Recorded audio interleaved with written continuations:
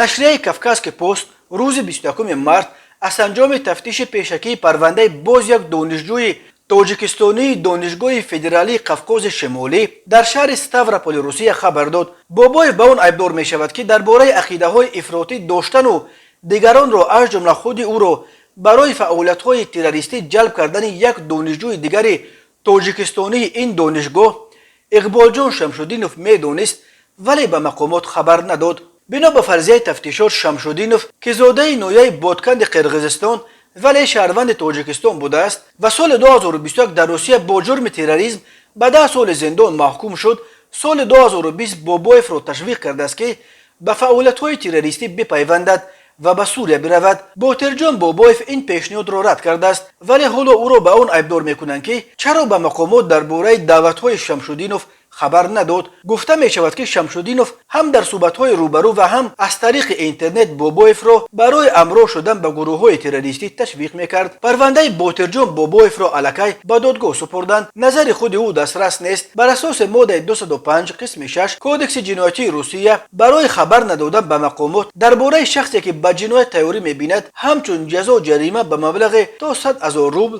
و یا کارهای اصلاحی یا حکم زندان به مدت تا 1 سال پیش بینی شده است. ماه آگوست سال 2021 دادگاه حربی حوزه جنوبی روسیه در شهر رستوو لبدان شهروند 22 ساله تاجیکستان اقبال شمشودینوف دانشجوی دانشگاه فدرالی قفقاز شمالی در شهر ستاوروپول را بر اساس قسم دوم ماده 205 کودکس جنایتی روسیه به دعوت به فعالیت‌های تروریستی و در مظهر عام سفید کردن تروریسم و بر اساس قسم 1 ماده 205 به کوشش جلب افراد دیگر به صف گروه‌های تروریستی بین المللی گوناگون شناخته و به 10 سال زندان محکوم کرد. با حکم دادرس استانیسلاو ژیتکوف این جوان زاده نویه بادکند قرقیزستان 2 سال اول حکمش را در زندان پوشیده و 8 سال دیگر را در کلونیای نظامش سنگین باید ادا کند. بعد ادای حکمش اقبال جان شمشودینوف باز 4 سال دیگر از حق استفاده اینترنت محروم کرده شده است.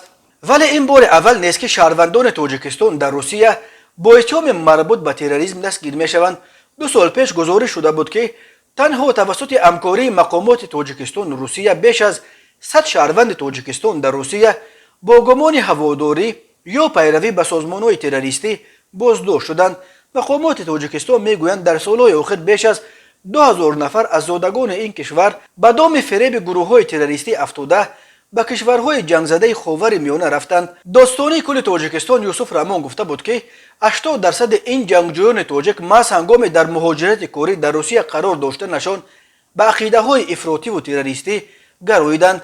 حامیان حقوق میگویند مهاجران کاری در روسیه به سبب در یک شرایط پر از محرومیت و تحت تعقیب همیشگی مقامات انتظامی روسیه قرار داشتنشان به یک تومه آسان برای مبلغان سازمان‌های جهادی تبدیل می‌یابند.